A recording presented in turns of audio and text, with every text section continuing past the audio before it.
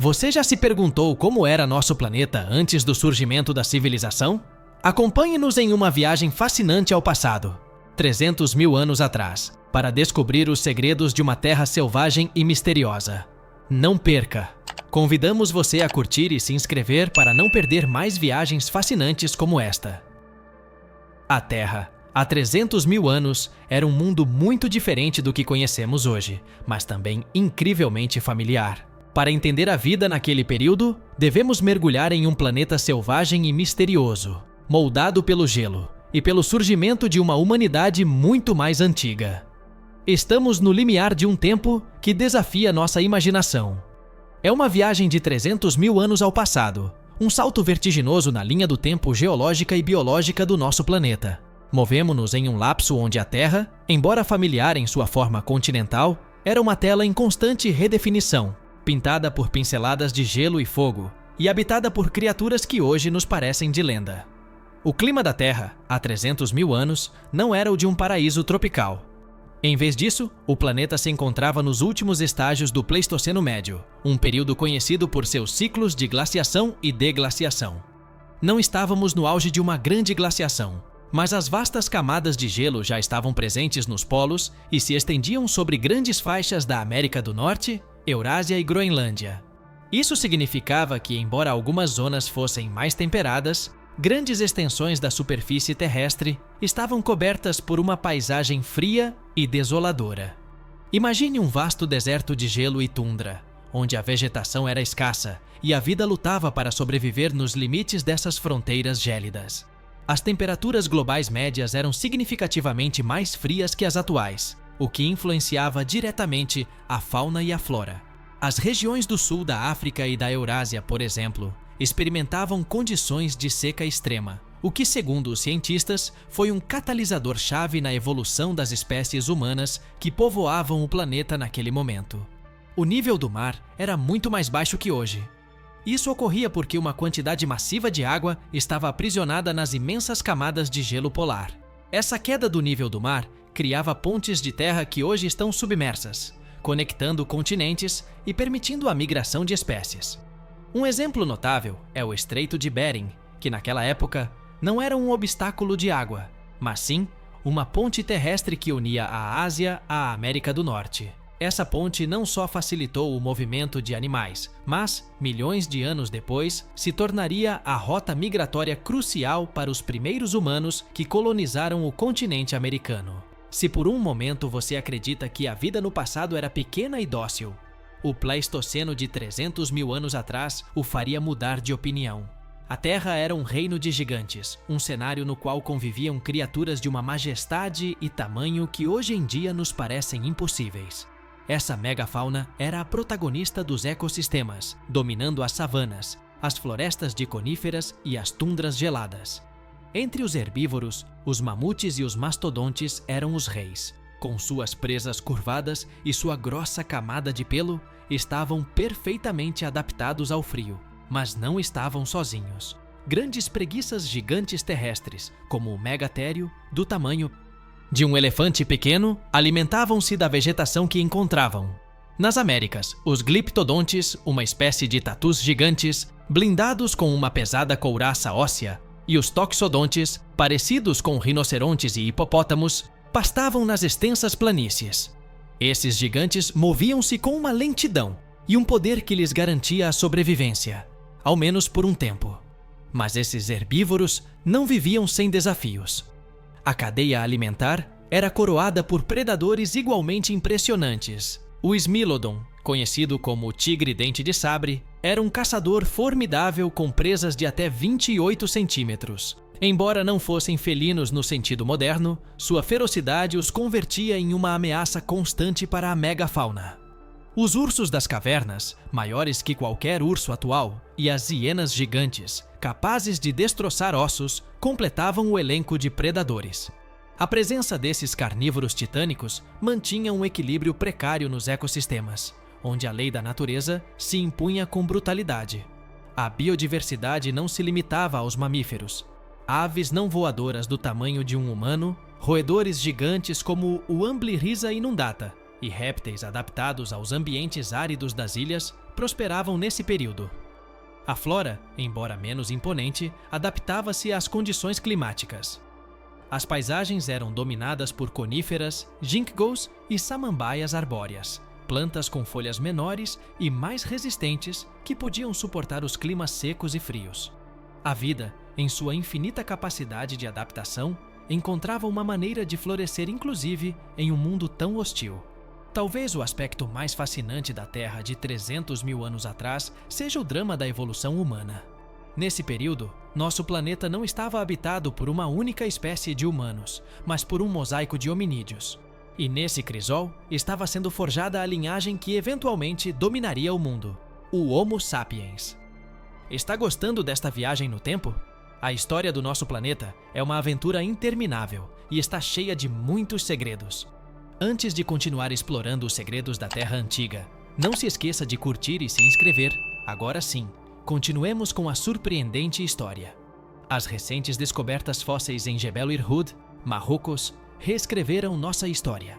Elas demonstram que, há 300 mil anos, o Homo sapiens já existia e estava disperso pelo continente africano. Esses primeiros humanos anatomicamente modernos não eram muito diferentes de nós em sua aparência física. Tinham crânios mais arredondados e ossos mais delgados que seus predecessores. No entanto, sua cultura material e seu comportamento social ainda estavam se desenvolvendo, mas não estavam sozinhos.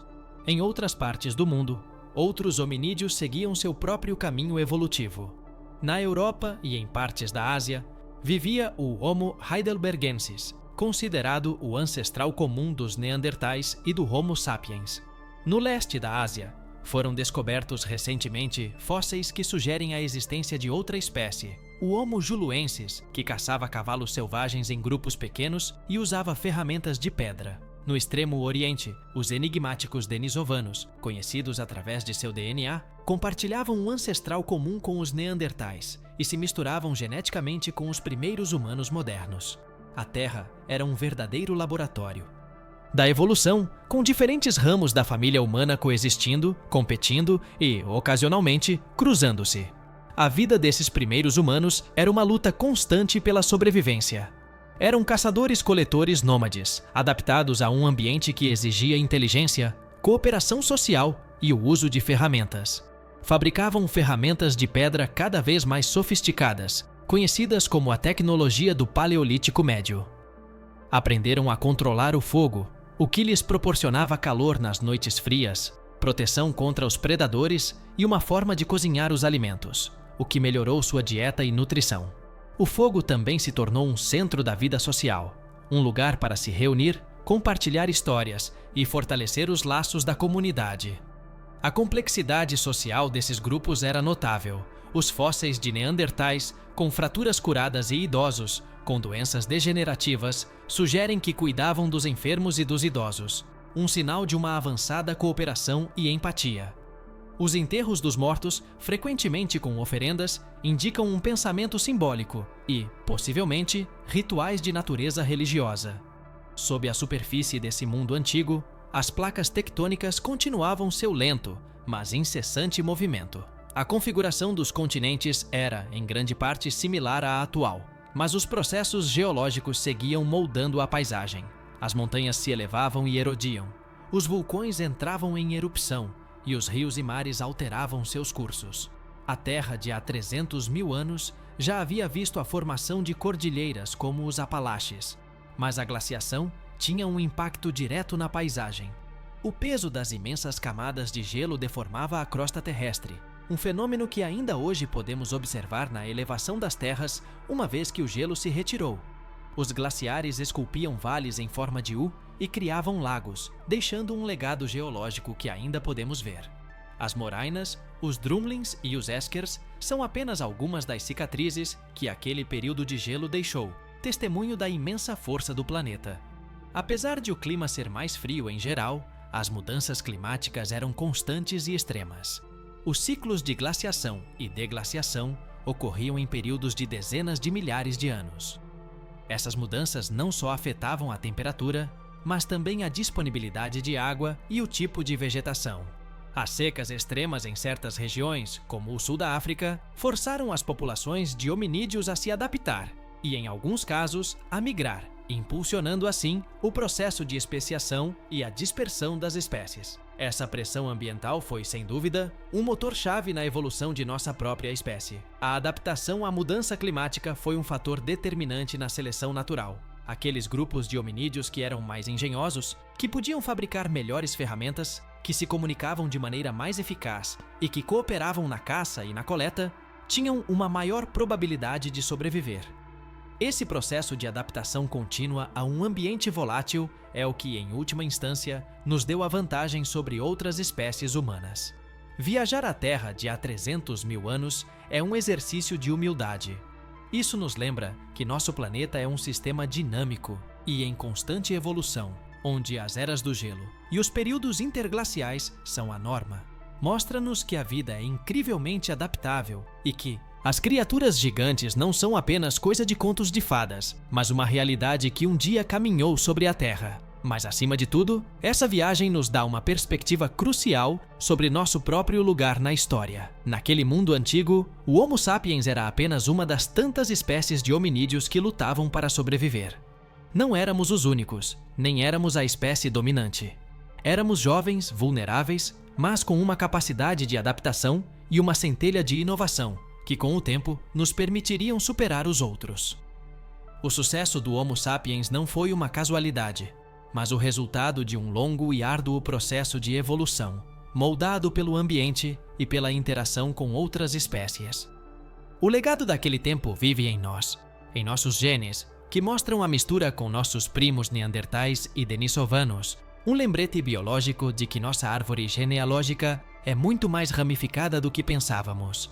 Em nossa capacidade de criar, de nos adaptar, de cooperar e de sonhar, habilidades forjadas em um ambiente hostil que exigia a máxima inteligência e resiliência. A Terra de há 300 mil anos não é apenas um período geológico ou uma curiosidade paleontológica. É o berço de nossa própria história, o campo de provas onde a humanidade moderna deu seus primeiros e decisivos passos. Olhar para trás é, neste caso, uma forma de entender quem somos hoje e como chegamos a ser a única espécie humana que povoou e, com o tempo, transformou o mundo. Nossa história não começou com a invenção da agricultura ou da escrita, mas muito antes, na fria e dura tundra do Pleistoceno. Foi lá, em meio a gigantes e geleiras, onde foram semeadas as sementes do que somos hoje em dia. Uma grandiosa história de sobrevivência, de engenho e da incansável busca por um futuro. Espero que esta viagem ao passado tenha sido do seu agrado. A história do nosso planeta está cheia de segredos incríveis. Se quiser continuar explorando mais histórias como esta, convido você a curtir e se inscrever. Até a próxima aventura!